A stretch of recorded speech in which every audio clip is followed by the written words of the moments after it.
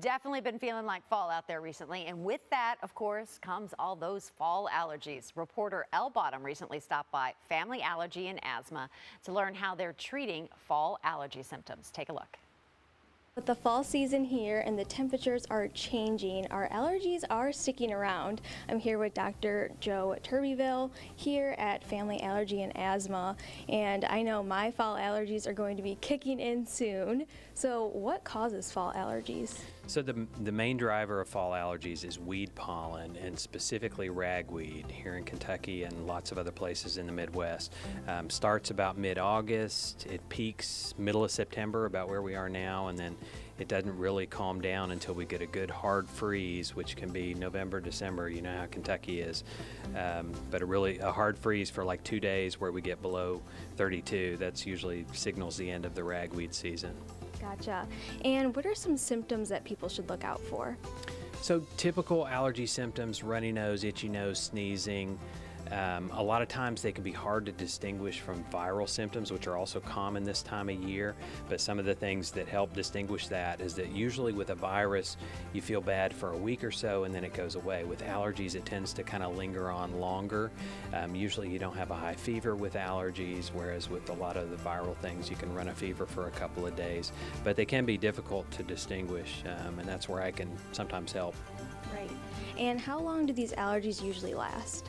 So typically, as I said before, the fall allergies tend to calm down after a couple of months, maybe November, maybe December, depending on what Mother Nature sends our way.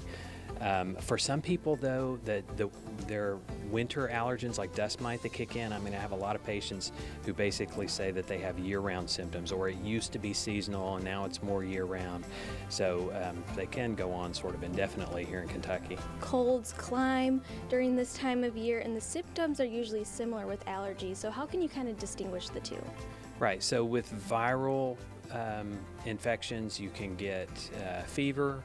With those, you can typically, for most people, they're just going to last for a week or so, sometimes 2 weeks for some viruses, whereas with allergies, they'll go on more persistently.